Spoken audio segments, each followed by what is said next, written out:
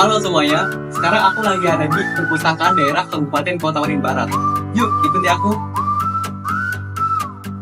Halo semuanya, hari ini kita ada di perpustakaan daerah, tempat yang penuh dengan ilmu dan wawasan. Tapi coba kita lihat sekitar. Sepi kan? Di zaman serba digital ini, informasi ada di mana-mana. Mau cerita sesuatu, tinggal ketik di Google. Mau baca berita, ada di media sosial. Mau belajar, ada video edukasi. Di zaman serba digital ini, informasi ada di mana-mana. Mau cerita sesuatu, tinggal ketik di Google. Mau baca berita, ada di media sosial. Mau belajar, ada video edukasi. Lalu pertanyaannya, kenapa kita masih malas membaca? Apakah ini hanya soal kemalasan atau ada alasan lain di balik rendahnya minat baca di Indonesia? Look at this! Faktanya, Indonesia masih berada di peringkat bawah dalam hal literasi. Menurut data dari Connecticut State University, Indonesia masih berada di peringkat 10, cuma menang dari suatu negara di Afrika Selatan. Pada bilang sih karena susah akses ke buku. Kalau makin mudah, harusnya minat baca buku lebih tinggi. Tapi kalau gitu, harusnya kota metropolitan seperti Jakarta tuh nomor 1 ya, minat bacanya di Indonesia. Tapi menurut BPS kagak. Nomor 1 adalah Jogja. Jakarta nomor 10. Jadi banyak banget variabel lain yang harus kita benahi untuk meningkatkan minat baca buku di Indonesia. Terutama di konteks budaya, karena orang kalau ngomongin buku di negara kita malah dikatain kayak seakan-akan orang yang paling pintar.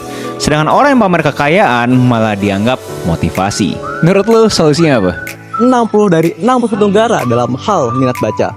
Data UNESCO juga menyebutkan bahwa hanya 1 dari 1000 orang yang benar-benar punya kebiasaan membaca. Jadi kalau kamu suka membaca, selamat, kamu orang angka di Indonesia. Tapi ini bukan cuma soal kemalasan. Ada banyak faktor yang menyebabkan. Ini adalah 4 faktor penyebab rendahnya minat membaca. 1. Kurangnya motivasi untuk membaca. 2. Kebiasaan membaca belum dimulai dari rumah. 3. Kurang mengetahui sarana bacaan yang tersedia. 4. Sikap malas untuk mengembangkan gagasan. Bukan rendahnya budaya membaca di Indonesia. Yang pertama adalah akses terhadap buku masih terbatas. Di kota besar, kita bisa dengan mudah menemukan toko buku, batari buku, dan lain-lain. Sedangkan di daerah pelosok, buku adalah barang langka. Bahkan ada sekolah yang perpustakaannya hanya menyediakan buku-buku lama yang telah usang. Yang kedua adalah harga buku yang cenderung mahal. Bagi sebagian orang, harga satu buku bisa sama dengan biaya makan beberapa hari. Dan yang ketiga adalah distraksi digital. Di zaman sekarang, kita lebih sering membaca teks pendek di media sosial daripada membaca buku. Algoritma media sosial dirancang untuk bikin kita betah scrolling. Dan akhirnya, kita lebih sering menghabiskan waktu di layar HP daripada membaca buku. Dan yang terakhir adalah kurangnya kebiasaan membaca sejak kecil. Di banyak keluarga, anak-anak lebih sering dikenalkan kepada gadget. Akibatnya, kebiasaan membaca tidak terbentuk.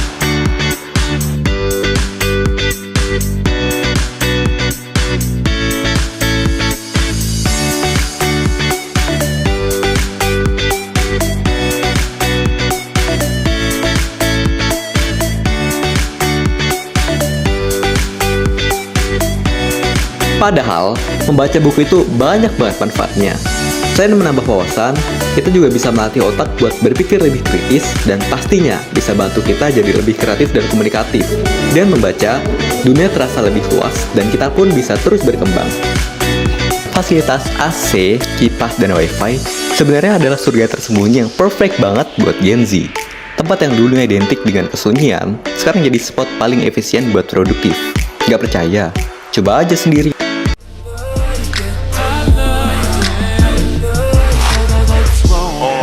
Pull your panties down from under you.